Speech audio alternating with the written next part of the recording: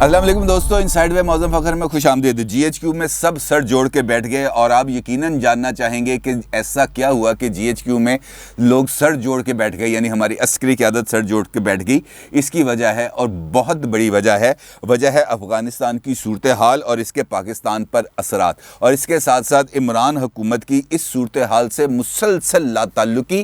اور ایک ابہام کی کیفیت جو اس وقت پیدا ہو گئی۔ اگرچہ اپوزیشن اس بارے میں، اس صورتحال کے بارے میں کافی عرصے سے مطالبہ کر رہی تھی کہ پارلیمنٹ کا ایک جوائنٹ سیشن بلایا جائے یا کم از کم اس جیسی ہی ایک بریفنگ دے دی جائے جو جولائی میں دی گئی تھی، جس میں پاکستان کی عسکری قیادت نے پاکستان کی جو سیاسی قیادت ہے اس کو مقبوضہ کشمیر کی صورتحال پر بریفنگ دی تھی، اور یہ طے پایا تھا کہ افغانستان کی صورتحال پر بھی بریفنگ دی جائے گی، لیکن ایسا نہیں ہوا۔ اب اگرچہ حکومت نے پارلیمنٹ کا جوائنٹ سیشن بلا لیا ہے، لیکن جوائنٹ سیشن افغانستان کی صورتحال پر نہیں بلایا گیا، بلکہ صدر مملکت کا جو خطاب ہے، جو ایک آئینی ضرورت ہے، اس کے تحت بلایا گیا، اور اس اجلاس میں صدر مملکت مشترکہ جو اجلاس ہے پارلیمنٹ کا، یعنی سینٹ کا اور قومی اسمبلی کا، اس سے خطاب کریں گے۔ اور اس صورتحال نے جی ایچ کیو کو اس بات پر مجبور کیا کہ وہ اس صورتحال پر نہ صرف غور کرے، بلکہ پاکستان کی جو ایوان بالا اور ایوان زیریں، یعنی سینٹ اور قومی اسمبلی کے اندر جو ہماری کمیٹیاں ہیں، پارلیمانی کمیٹی برائے کشمیر، سینٹ کی قائمہ کمیٹی برائے دفاع اور قومی اسمبلی کی قائمہ کمیٹی برائے دفاع، ان کو جی ایچ کیو میں بلائے اور جی ایچ کیو میں بلا کر ان کو اس صورتحال پر بریفنگ دے۔ اور اس بریفنگ کا اگرچہ جو مقصد ہے وہ افغانستان کی صورتحال ہے، اور میں یہاں پہ آپ کو یہ بھی بتاتا چلوں کہ عسکری قیادت نے ہماری جو حکمران ہیں وزیر اعظم عمران خان صاحب، ان کو یہ مشورہ دیا تھا کہ افغانستان کی صورتحال اس بات کے متقاضی ہے کہ پاکستان میں اس صورتحال کے اوپر ایک قومی ہم آہنگی کو فروغ دیا جائے، ایک ایسا ماحول کریٹ کیا جائے جہاں پر کشمیر اور افغانستان یہ دو ایشوز ہیں، یہاں پر ایک نیشنل نیریٹو کو بلڈ کیا جائے۔ لیکن حکومت نے اس مشورے کو نظر انداز کر دیا، اور اس کے بعد آپ کو یاد ہے کہ نیشنل ڈیفنس یونیورسٹی کے اندر ایک انفارمل میٹنگ ہوئی تھی، جہاں پر کچھ ڈپلومیٹس بھی موجود تھے، کچھ فارمر آرمی پرسونلز بھی موجود تھے اور چند جرنلسٹ بھی موجود تھے، اور اس آف دی ریکارڈ بریفنگ کے اندر chief of army staff general Qamar Javed Bajwa نے اس صورتحال کے اوپر وہاں پر موجود تمام شرکاء کو اعتماد میں بھی لیا تھا، اور ایمفیسس کیا تھا اور یہ زور دیا تھا اس بات پر کہ پاکستان کے اندر اس صورتحال کے اوپر ایک نیشنل کنسنسس کو ڈیولپ کیا جائے، اور میڈیا پر بھی انہوں نے زور دیا تھا کہ میڈیا ایک نیشنل نیریٹو کو بلڈ کرے۔ اب نیشنل نیریٹو کو میڈیا تو بلڈ نہیں کر سکتا، نیشنل نیریٹو کو جس نے بلڈ کرنا ہے وہ ہے پارلیمنٹ کے اندر موجود سیاسی جماعتیں اور حکومت، جو اس وقت ایوان کے اندر اکثریت رکھتی ہے۔ اس کی ذمہ داری بنتی ہے کہ وہ تمام صورتحال پر سب کو اعتماد میں لے، لیکن چونکہ عمران خان صاحب اپوزیشن سے بات کرنا تو بالکل ہی پسند نہیں کرتے، ان کی طرف دیکھنا گوارا نہیں کرتے، لہٰذا اس صورتحال کے اندر جہاں پر سیاسی ایگو بہت زیادہ پرویل کر رہی ہو، وہاں پر اہم قومی ایشوز کے اوپر بھی ہم آہنگی کو فروغ نہیں دیا جا سکتا، اور یہی وجہ ہے جی ایچ کیو میں آج ہونے والے اس طویل ترین اجلاس کی، جو تقریباً 6 سے 7 گھنٹے جاری رہا۔ اس اجلاس میں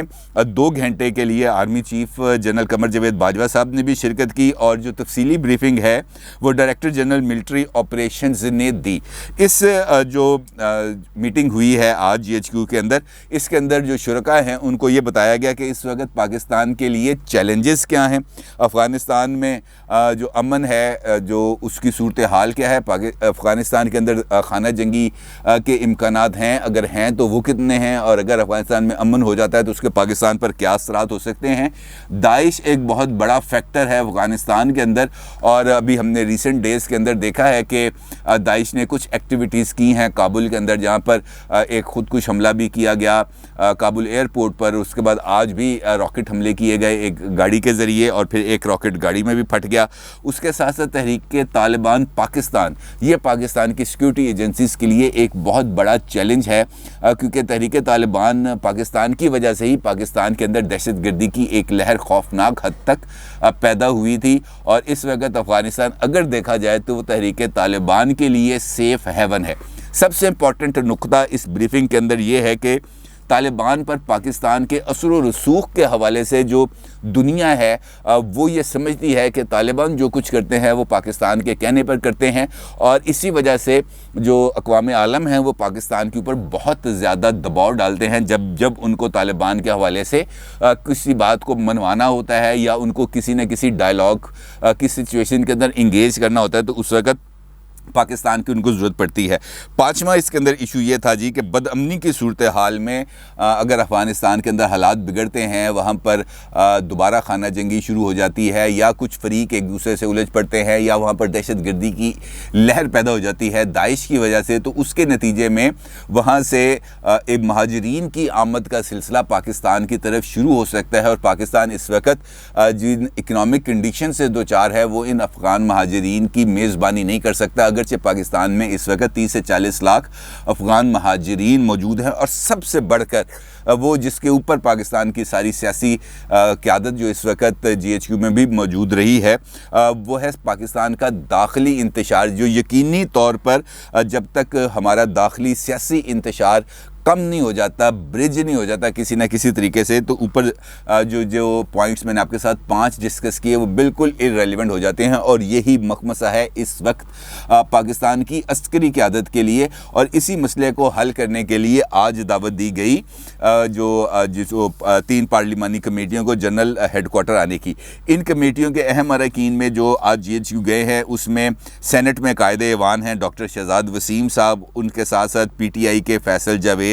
محسن عزیز، میجر ریٹائرڈ طاہر صدیق، جبکہ مسلم لیگ نون کی طرف سے اعظم نذیر تارڑ، خرم دستگیر، شیخ روہیل اصغر، برجیس طاہر اور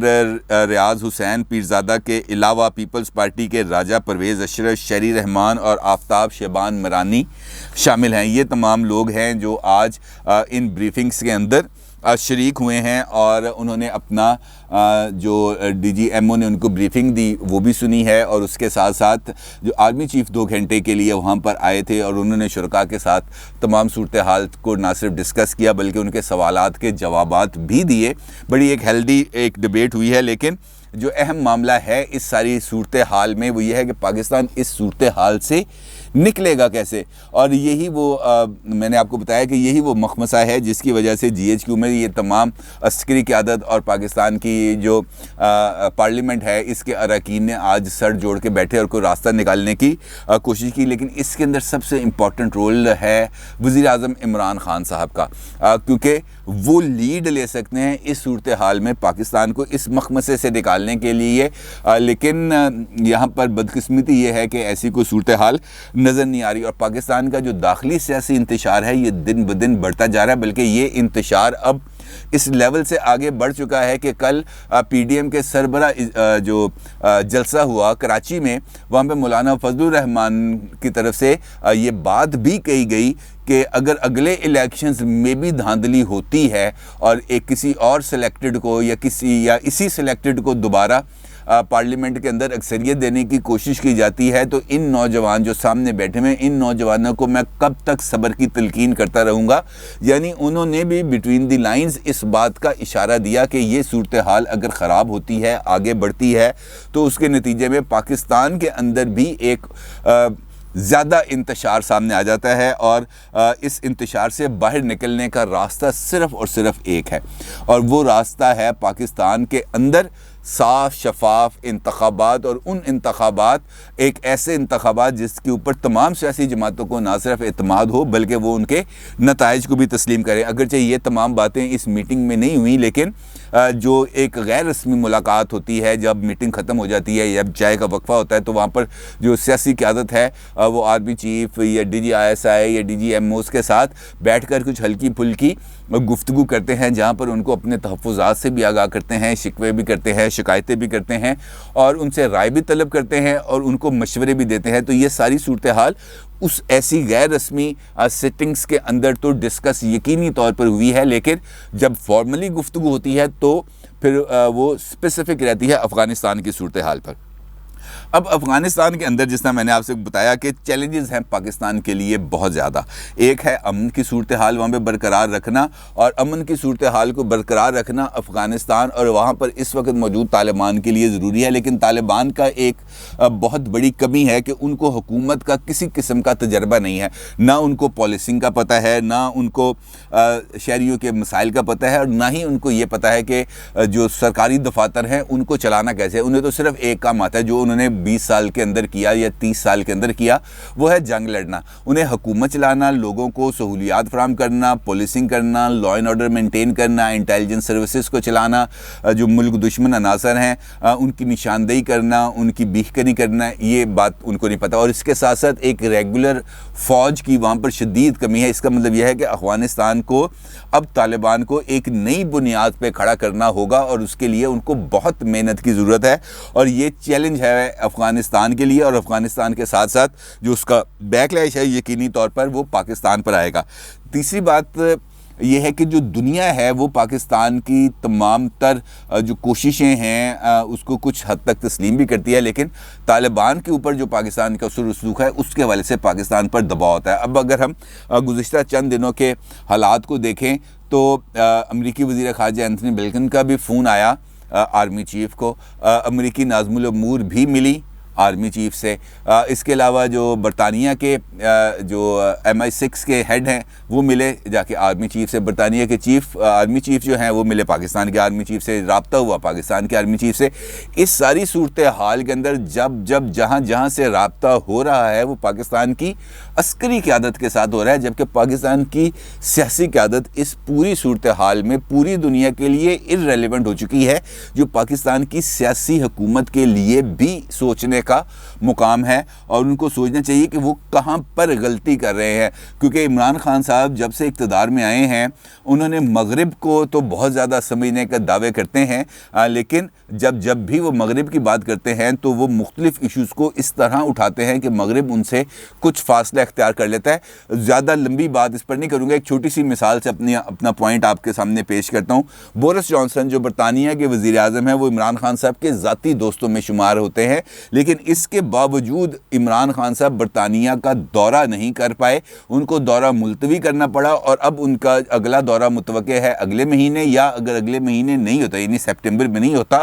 تو پھر دسمبر میں جا کے ہوگا. تو اس کا مطلب یہ ہے کہ جو ان کے قریبی دوست, جو ان کے ذاتی دوست بھی ہیں, وہ اس صورتحال میں ان کو شاید ویلکم کرنے کے لیے بھی تیار نہیں ہیں. اور یہی سوچنے کا مقام ہے ان تمام اداروں کے لیے جو عمران خان صاحب کو نجات دہندہ سمجھتے ہیں اور نجات دہندہ ثابت کرنے کی بھی کوشش کرتے ہیں. ان کو یہ سوچنا چاہیے کہ پاکستان کو اگر آگے لے کے جانا ہے, پاکستان کو ان چیلنجز سے باہر نکالنا ہے جس کا وہ خود ادراک کرتے ہیں, تو کیا اس کے لیے عمران خان صاحب ضروری ہیں یا پاکستان کے اندر ایک فریش مینڈیٹ؟ اپنی رائے کا ضرور اظہار کیجیے گا. آپ کا بہت شکریہ. اللہ حافظ.